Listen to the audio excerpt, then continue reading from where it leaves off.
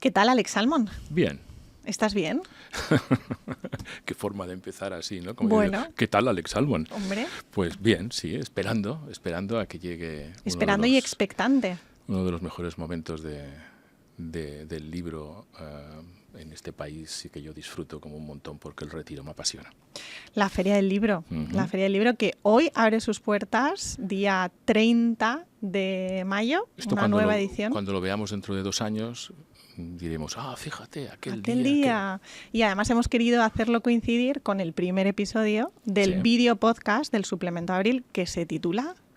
Libros. Y cosas. Lo de cosas, ¿A ti no te termina de convencer? No, sí, a mí me gustan esas palabras que son sencillas, que son populares, Cosas es una palabra muy bonita. Claro, sí. Porque ¿qué son cosas? Todo. ¿Y qué es el libro? Todo. Pues eso. Lleno de cosas. Sí. La literatura te permite hablar de prácticamente todo, ¿no?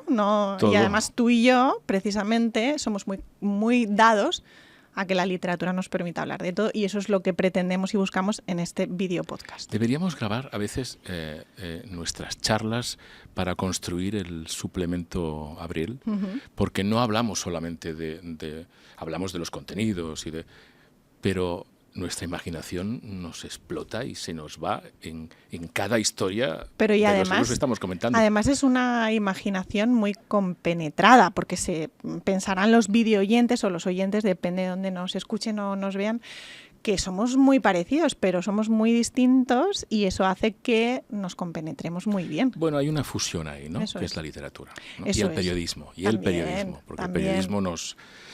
El otro día pensaba que entrevistamos en abril, te entrevistamos a ti por el nuevo libro que acabas de publicar y en la entrevista que siempre ponemos escritor, escritora,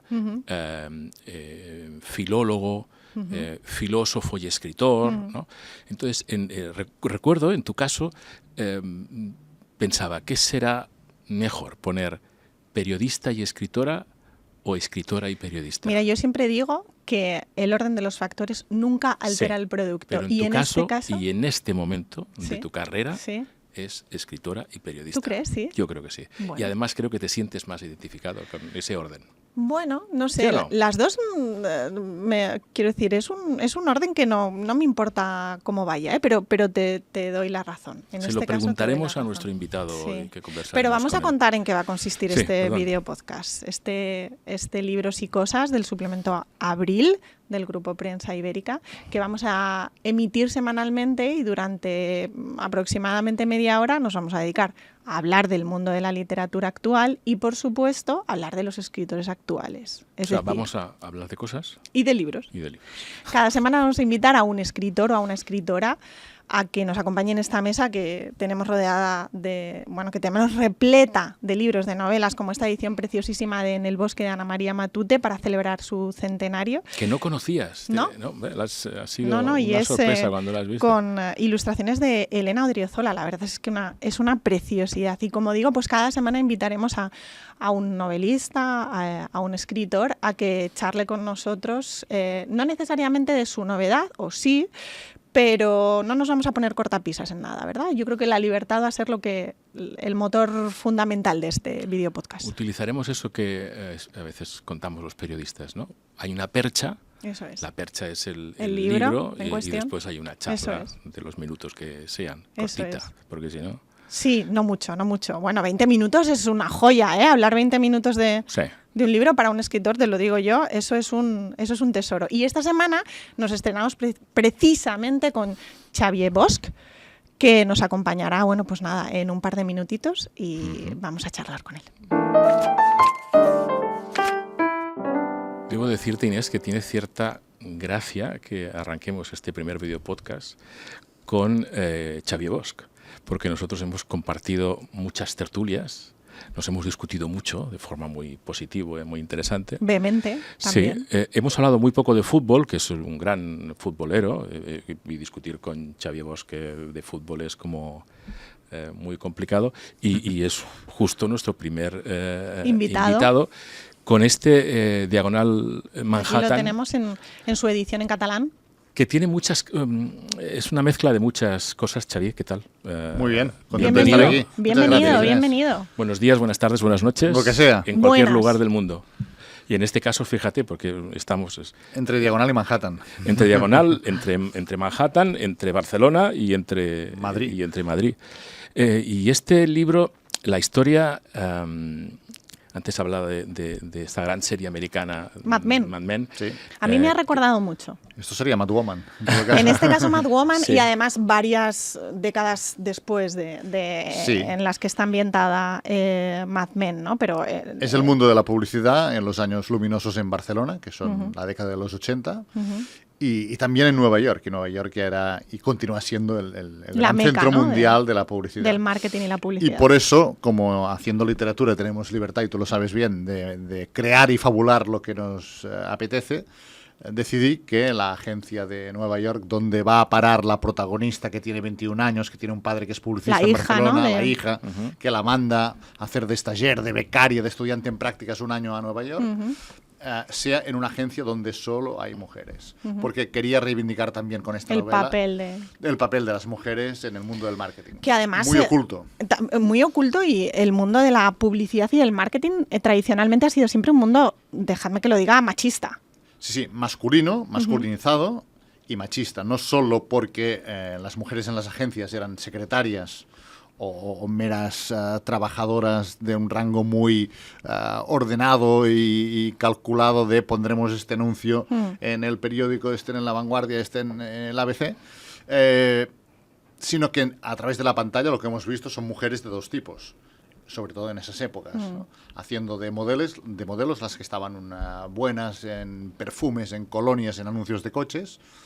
Los coches han mejorado, las colonias o los perfumes en Navidad vemos que no, pero el papel preponderante de la mujer en la televisión, en la publicidad, en los anuncios, era de ama de casa, fregando platos, sacando una mancha de la bañera o cocinando, ¿no? Y esto ha perpetuado roles en España durante años, no solo en España, pero durante décadas. Hay mucha mezcla de muchas cosas, ¿no? Por Todas lo tanto, las novelas sí que me salen como un tocho, hay muchas cosas. Sí. Pero cosas vos, quiero decir, Sí. Barcelona, Sí. el momento fantástico de esa ciudad, que yo Preolímpica, la ¿no? situaría en la calle Tusset, ¿no? Sí, Diagonal Tusset, sí. Que es donde estaban las agencias de publicidad, donde estaban los fotógrafos, donde estaba el Jardineto, donde estaba Flash, donde se reunían la gran Gauche Divine, antes que esos años 80, y después el eje fundamental, que es que la hija, la protagonista se va a Nueva York a una agencia solo de mujeres. Hayas querido mezclar como una coctelera mágica, ¿no? No sé como, si mágica, casi como Manhattan. Bueno, el contraste de los dos mundos, ¿no? Una Barcelona donde los dueños de la agencia son ya mayores, tienen ya mi edad, 57, 60. Mayores, sí. Xavier. En esa época, a los 60 eres mayor. Esto es Pero verdad. ahora no. Esto te lo voy a permitir. Vale. Ahora no. ya no. Ahora con 90 puedes empezar a decir que ya eres mayor. La edad es un estado mental. Correcto. Absolutamente. Y la agencia de Nueva York, donde son mucho más jóvenes, donde la protagonista alucina porque todas las trabajadoras van con bambas Sí. Nike. Por cierto, el logo de Nike creado por una mujer, por una estudiante de diseño gráfico que no ha pasado a la historia y que le pagaron $35 por hacer el logotipo. $35. Sí, porque era su profesor de la universidad que le dijo: hazme un dibujo de una sola línea para competir con Adidas. Tenemos esta nueva marca, el nombre de la diosa griega Nike, y te pagaremos a $2 la hora. Y ella hizo pruebas y más pruebas, y al final el dibujo número 12 que hizo les gustó. Y me dijeron: ¿cuántas horas te has pasado haciendo el trabajo? 17 y media. Pues por dos, y le $35. pagaron. Hoy, Inés, el logotipo de Nike, solo el logotipo, ¿Cuánto vale? $26.000 millones. No la empresa, el logotipo. Ojo al dato. Qué locura. Es verdad que los dueños de Nike, Phil Knight y su socio, 8 años después la resarcieron y le pagaron, le dieron 500 acciones de la compañía, que estaban valoradas en $3 millones, que bueno, ya está bien pagado, ¿no? Vienes de triunfar en Sant Jordi, ¿Cómo viviste, primero quiero preguntarte, ¿no? ¿Cómo viviste aquel día? Y ahora me responderás tú. Fatal, porque no pude venir a la fiesta de abril. ¿No viniste a la fiesta de abril? No, porque no podía. Estaba a las 11, estaba en una conexión. El corazoncito nos lo dejó un poquito tocado. ¿El qué? ¿Que no viniese? Claro. Bueno, ese día mi agenda no es mía. Ya. Yo voy donde me dicen, desde las 10 de la mañana en una primera entrevista en la radio, me pongo a firmar y hasta las 9 de la noche, conexión con el telediario en Cataluña, TV3. Al ser el libro más vendido en catalán. Y luego otra conexión también con el 324, ¿no? Y bueno, ¿cómo lo vives? Pues muy contento de ver tanta gente que te dice cosas bonitas de novelas anteriores y te hacen confianza y te compran la nueva. Este es el círculo virtuoso en el cual estamos montados los que tenemos la suerte de que los lectores nos hacen la confianza novela tras novela. Pero además es un día que yo creo que se vive tanto ya no solo el escritor, ¿no? Yo me estrené en el 22, cuando gané el premio Nadal, me estrené en Sant Jordi, lo viví de una manera muy festiva, pese a las inclemencias meteorológicas. Fue ese año en el que pasó todo lo que podía pasar, lluvia, granizo, viento. Además veníamos de, muchos acordaos, lo recuerdan como un Sant Jordi memorable. ¿Acordaos? Porque en 2020 Fantástico. no tuvimos Sant Es que Jordi, veníamos, era en lo que el iba a 21 decir. veníamos de la pandemia. Sí. Entonces estábamos Fernando con muchas Aramburu, ganas. su mejor todos. Sant Jordi fue ese, Claro. recogiendo libros, mojándose. Yo recuerdo una anécdota con Fernando ese día, que coincidimos, no recuerdo en qué parada firmando, ¿no? Y yo venía caladísima, los calcetines los tenía completamente empapados, y Natalia Gil, la jefa de prensa de Tusquets, me dio un nuevo par de calcetines, porque Fernando dijo, pero esta muchacha no puede ir con los pies así de calaos a la siguiente parada, por favor, dale un par de calcetines secos, ¿no? Pero es verdad. Un día único. Quien no lo ha visto, no lo ha vivido. No solo los autores, la gente que ve de fuera, pero este año coincidí con Pierre Lemaitre, Sí. el premio Goncourt, sentado al lado durante una hora, y el hombre alucinaba. Sí. Que no se imaginaba que en un sitio del mundo hubiese una manifestación cultural y de amor. Por como libros, por o sea, libros, sí. yo siempre lo he dicho, si un extraterrestre de pronto bajara, ¿no?, a las calles de Barcelona el 23 de abril, ¿no?, y viera las riadas de personas, ¿no?, con libros y con rosas, y preguntara, ¿pero esto por qué es? Y dijeran, no, esto lo motiva la literatura. Yo no lo puedo creer. Yo pienso mucho en los turistas, ¿no?, que ese día que se encuentran aquí sin saber que vienen a Sant Jordi. Claro. Y de pronto dicen, ¿esto es por la literatura? Bueno, todavía hay esperanza. Los que nos dedicamos a esto, ese día ni podemos comprar libro, ni podemos comprar rosa, ¿no? Me imagino que, he leído en algún sitio que ni pudiste comprar a tu pareja. Yo la rosa la compré la noche antes. Encontré un señor que vendía rosas ya el 22. Y a las 8 de la mañana en casa mi mujer y mi hija tuvieron rosa. Y los libros ya se compran cada día y ya los tenía a punto también. ¿Los tenías? ¿Te puedo preguntar alguno de los títulos o es una pregunta un poco comprometida? ¿Que me regalaron o que regalé? Que tú regalaste. Sí, la balada de Holt, de Ken Haruf, traducida al catalán, que no estaba, no es de las más... Ken Haruf está muerto, pero no es de las últimas que publicó, pero en catalán salió recientemente. Sí, es una edición muy reciente. Muy bonita, una de Periscopi. Sí. Ya sé cuál dices. Bueno, pues además este primer episodio del videopodcast Libros y Cosas del Suplemento de Abril, que tú estás protagonizando, coincide con el arranque de la Feria del Libro de Madrid. Seguro que irás a firmar, estarás alguno de los 3 fines de semana firmando. Yo te quería preguntar, Xavier, por la relación entre el escritor y sus lectores, ¿no? Estábamos precisamente hablando de 2 citas que son muy características de esa relación. ¿Tú cómo te llevas con tus lectores y cómo mantienes? Ese no es un buen día. Tienes un minuto, medio minuto para establecer un diálogo. Te dicen un montón de cosas bonitas. Piensas la dedicatoria y... ¿La piensas? ¿Te da tiempo a pensarla un poco? Tienes 8 o 10 dedicatorias en la cabeza. Pensadas, y vas variando, porque hay gente que compra más de un libro, entonces tienes un problema si en las 2 pones lo mismo, ¿no? Pero los días bonitos son los clubes de lectura. Claro. Yo hace 12 años que cada mes voy a 2 clubes de lectura más o menos de promedio, y esas son gente donde puedes hablar con libertad de la novela porque no haces spoilers, porque ya la han leído, porque puedes comentar el final, puedes comentar las vertientes ocultas de cada personaje, y estás 1 hora y media con ellos en cualquier punta del territorio del país. y es lo que justifica tu trabajo. Tú has estado 2 años encerrado en casa o en el despacho escribiendo en solitario y esa gente viene con el libro subrayado, en unas frases. Marcado. Se han fijado en cosas que tú pensabas, bueno, esto lo leerán, pero todo el mundo va a pasar de puntillas por ahí, ¿no? Y coges el coche y estás 1 hora y media para volver a casa y ha justificado todo lo que haces. Y te hacen lecturas, yo no sé si a ti te ha pasado, ¿no? Pero te hacen lecturas que tú no te habías hecho, Sí, ¿no? también, Yo siempre digo pasa. que hay... Va más allá de... Sí, totalmente, ¿no? Hay como si hubiera realmente un libro o una novela para cada lector, ¿no? Que hacen descubrir cosas nuevas, ¿no? Sí, sí, que tú no habías, en las que tú no habías reparado y eso, lecturas de tu propia novela, de tu propio libro, en las que tú no habías caído. Bueno, Jesús Moncada, que tuve la suerte de conocerlo en La Magrana, cuando él ya era Jesús Moncada, el gran narrador en catalán, y yo era un pipiolo que empezaba. Pero hacíamos promoción juntos, íbamos por ahí y por allá, y me decía, bueno, es que los lectores ven cosas que yo no he escrito. Sí, yo ponía total. que llovía, porque quería decir que ese día llovía. Ya está, que llovía. Y ellos ven el agua purificadora del personaje y tal y cual. Bueno, van más allá de lo que yo he escrito, ¿no? La gracia de la literatura es esto, que tú escribes, nosotros escribimos una historia, pero esta historia no existe hasta que el lector la lee y le da su interpretación.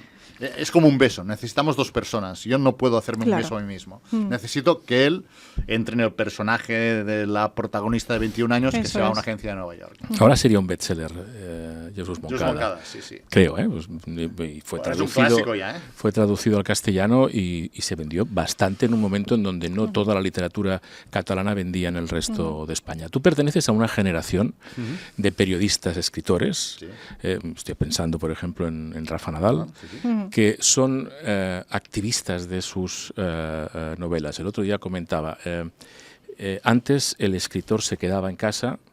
A mí, ¿qué me cuentas? ¿No? Yo no voy a ir a las librerías ni voy a debatir con un lector. Esto lo contaba Ofelia en una de las... Ofelia Grande, la editora de exacto, Siruela. Hablaba de que los editores ya no son... En una de las últimas entrevistas de Abril. Los que lideran, ahora son los lectores. Eso tú desde el principio lo tuviste muy claro, ¿no? Que sí. La relación con el lector es lo que te convertía en un autor de mucha venta y eso es bueno y sano. Si les gusta tu novela, por supuesto. Si coges el coche, te vas al Carràs a 2 horas de coche y estás 2 horas con ellos y les seduces con lo que cuentas y ven el autor de cerca y ven que es un personaje normal, a la que tú saques una novela te van a hacer la confianza de volver a comprarse un libro. Y por lo tanto, los lectores los vas ganando de uno en uno.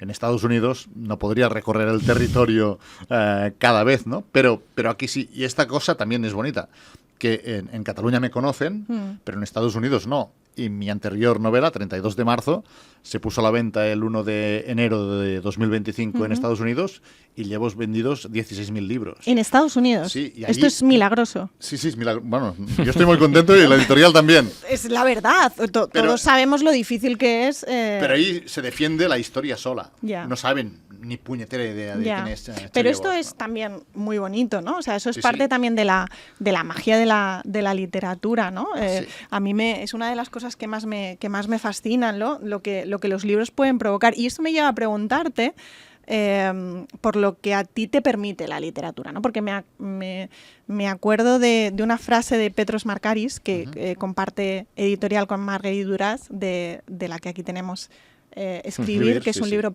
preciosísimo para cualquier escritor, precisamente, ¿no? Como digo, Petros Markaris, que publica en Tusquets, decía, y estoy hablando de memoria, entonces probablemente no sea una cita correcta, que él escribía para poder matar. Sí, bueno, su tipo de novela ya va por ahí. Yo escribo por muchos motivos, porque nada me da más placer que hacer esto para liberar fantasmas y traumas que arrastramos todos en la vida y para seducir. Yo escribo por culpa de Cyrano de Bergerac. A mí yo vi en Cataluña hay un actor que es Josep María Flotats, sí, claro. que hizo Cyrano, que regresó de la Comédie Française y hizo el Cyrano y fui al teatro a verle 6 veces. Y al final me compré la traducción al catalán de Xavier Bru de Sala y me la aprendí de memoria. y ver cómo ese personaje feo con la nariz enorme y tal seducía a Rosana, a Rosaura con sus cartas. Yo empecé a escribir cartas y más cartas y más cartas a las chicas que me gustaban, a gente que quería impresionar, y funcionaban. Y allí me di cuenta de que el género epistolar se me daba bien y que escribir generaba algunas emociones que con el tiempo han sido finalmente novelas, ¿no? A ti te sedujo Flotats en la escena, porque yo recuerdo, yo también estuve viendo a Cyrano y él seducía. O sea, emanaba una atracción actoral impresionante. El personaje con Depardieu es una cosa, con Pere Arquilloé es otra, con pero Flotats es con Flotats era otro nivel. Una cosa, el libro está publicado en Columna, se ha publicado en Destino, en la Feria del Libro de Madrid estará en Destino.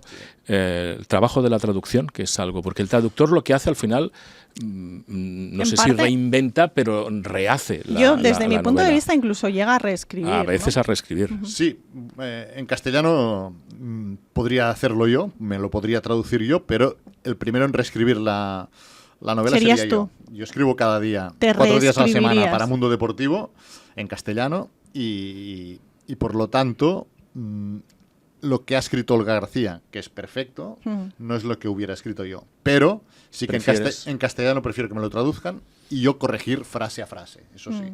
Al italiano o al francés leo la propuesta de traducción que me hacen, pero puedo corregir poco. Y en otras lenguas, en inglés, en alemán, en búlgaro, en árabe... ¿En todas estas lenguas estás traducido? Sí, algunas más, pero para ¿Cuántas tienes? 11 lenguas. Sí. Esto también es milagroso. Sí. Bueno, en este momento debe ser uno de los escritores en catalán más traducido. No sé, no te lo puedo decir porque hasta hace pocos años no tenía gente literaria y no movía las novelas. Pero con alguien como tú, en francés funcionó funcionó muy bien en Alemania, en Italia, y luego ya por contagio la van comprando. Lo digo porque vivimos un momento especialmente, especialmente crucial en la traducción, ¿no? Todos los que nos dedicamos a la literatura sabemos lo difícil que es que una novela sea traducida y, por tanto, lo meritorio que también es. Y pasó otra cosa, que en pandemia quedaron muchas novelas en el tintero, en las rotativas, y por lo tanto las editoriales ya tenían mucho trabajo hecho, ¿no? Tenían demasiado material para que les había quedado en el almacén, ¿no? Para hacer libros nuevos de las lenguas de sus países y de traducciones. Y por lo tanto ha habido como un bucle que ha quedado ahí en el embudo. Una de tu llegada potente a la literatura es con un personaje, con un periodista, ¿no? Con Santana, ¿no? Que haces 3 libros. Lo vas, y además con 3 casos, o con casos muy concretos en la ciudad. ¿Eso lo vas a recuperar en algún momento? No, Dani Santana está muerto, pero yo no lo haré sobrevivir más. ¿Y por qué? Porque quiero hacer cosas nuevas. ¿Perdona? Se agotó. Como diría Trump, nunca digas nunca, ¿no? O nunca digas jamás. Mira, Alex Salmond, aquí no se cita Trump. No se cita Trump, Aquí no se cita Trump. Yo le dije a mi familia, jamás volveré a dirigir un medio de comunicación, y lo cumpliré. Y Dani Santana no volverá. Esto, Alex, puedes poner la mano en el fuego. Porque quise demostrarme a mí mismo que podía hacer otro tipo de historias y demostrarle al lector que no era un novelista de un solo personaje. Es que se trata que se vendían muy bien las 3 novelas de Dani Santana, y la editorial quería que hiciese más, pero dije no, voy a romper con esto, porque si no me voy a quedar en el novelista. Pero Manolo Vázquez Montalbán lo hizo muy bien. Sí, o sea, perfecto, tenía su línea Carballo y unas novelas maravillosas, como por ejemplo El pianista, se me viene a la cabeza. Totalmente. Que o sea, se puede... Sí, se puede compaginar, sí, pero yo ya... ¿Con un contrato aquello importante? No... Bueno, el contrato no está nada mal ahora. No, ya, pero más importante. Todavía no. Yo creo que la clave es que se trata de ir creciendo, ¿no? Ir creciendo con cada novela, ir creciendo con cada libro y bueno, a veces yo creo que se trata de tener una voz propia reconocible. Eso es. Esto en 2-3 libros no lo consigues. Con 10 novelas ya quizás sí, pero puedes variar de temas, de personajes, de historias, de momentos. En la anterior me fui a la Segunda Guerra Mundial, que por mayor que sea no estuve. Y aquí he pasado a otro momento que yo viví. Igual que la protagonista de Diagonal Manhattan, yo tenía 21 cuando, en aquella época. ¿no? Y también, en aquella época dorada. Sí, y llegué a Nueva York en el año 89, que es cuando llega ella. Por lo tanto, me era más fácil describirlo. Bueno, pues ahora que has hablado de una voz propia, Xavier, gracias por acompañarnos con esta voz tan propia, tan característica tuya, en este primer episodio de Libros y Cosas, el video podcast del suplemento Abril del Grupo Prensa Ibérica. Ha sido un placer escucharte, como lo es siempre leerte. Te animo a que nos vuelvas a acompañar cuando hagamos la Ouija con Truman Capote. Venga, a final de temporada. Ha sido una propuesta de Xavier Bosch, que aquí lo tenemos a Truman Capote. Eso y hemos es. dicho, oye, pues Ouija. Ouija. ¿Por qué todo no? Es posible. La literatura todo lo permite. Sí, señora. Muchas gracias. A vosotros. Gracias. Pues se ha acabado. Se ha acabado. ¿Cómo lo has llevado? Fantástica. Bien. Ha sido emocionante. El momento malo es ahora que se ha acabado. Ya, pero es bueno. Una sensación de volvemos que... la semana que viene, ¿lo sabías? Sí, vamos a hacerlo cada Que lo sepan cada nuestros videoyentes. Qué difícil lo de videoyentes. ¿Videoposoyentes? No, ¿Videopodcast oyentes? Bueno, no, déjalo como tú quieras. Da igual. Que nos escuchen y que nos vean en Libros y Cosas. Y que sigan disfrutando. Entonces, ahora para despedirnos, Sí. este primer episodio, que va a ser lo que hagamos siempre, tienes que recomendar un libro. Sí, mira, yo te he traído un libro difícil, un poco complicado. No hay libro difícil. Pero tiene su historia, que es lo último que ha publicado César Aira, que en realidad no es una novela, son ensayos, son artículos, pero es que yo le tengo mucho cariño a este señor, porque yo viajé con él a La Habana en el año 2000. Y una serie de periodistas, uno de ellos Manuel Vázquez Montalbán, escribió un artículo fantástico, por cierto, de paseo de mojitos con Carballo. Qué maravilla. Y hablaba de Vázquez Montalbán. Bueno, pues César Aira, que es una persona paciente, que yo creo que hace 25 años no había salido de su casa, pues todos nos pusimos bastante contentos en una discoteca en La Habana y se desmayó. ¿Qué me dices? Le había pasado algo. No lo puedo creer. Y él decía, me ha pasado algo. Me ha pasado algo. Por esas cosas que pasan, están aquí recogidas algunas en este acto de presencia que está publicado por Random House. Por Random House, sí. César Aira es un escritor fantástico y además un gran amante del arte. Yo conservo un recuerdo muy bonito de él que visité con él el Museo Reina Sofía. Ah, esa experiencia debe ser buena. Y también. también un poco surrealista, ¿no? Un poco... Es que es un tipo un poco... peculiar.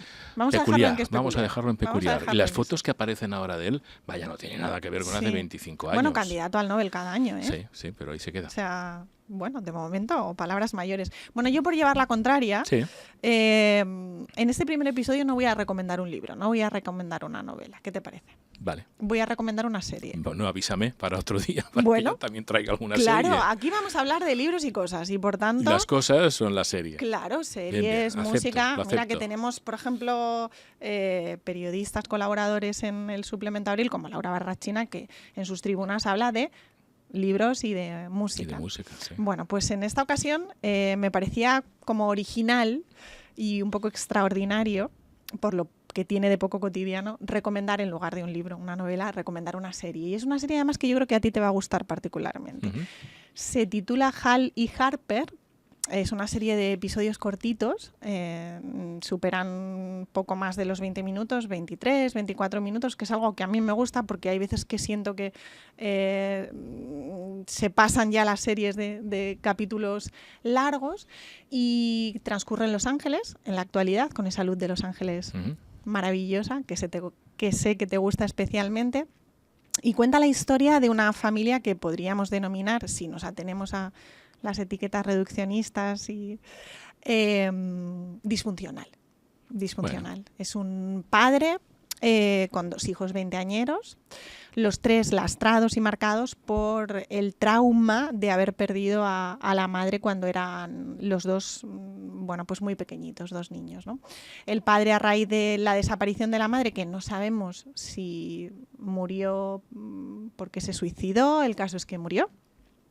Bueno, pues ejerce un papel de padre no perfecto, ¿no? Entonces... son los buenos, ¿no? Los padres imperfectos, pues... Es que la imperfección... Es la perfección, no esto hay nada, es, igual que la mezcla, ¿no? Y la hibridación. Y bueno, pues la serie arranca en el momento en el que el padre vuelve a afrontar una nueva paternidad porque su pareja actual se ha quedado embarazada y entonces evoca todos esos momentos en los que, según él, pues no estuvo a la altura. Tiene una música maravillosa la serie y la recomiendo mucho. ¿Y qué plataforma es? ¿Se puede decir? Movistar. Sí, aquí podemos decir lo que queramos, ¿no? Pues Movistar. Además, oye, si Movistar se anima a... Vaya, yo creo que tienen una oportunidad. Pierden una oportunidad. La tienen, se la ofrecemos. Bueno, que ha sido un placer, Alex. Lo mismo digo. Nos vemos la semana que viene. Hasta luego. Chao.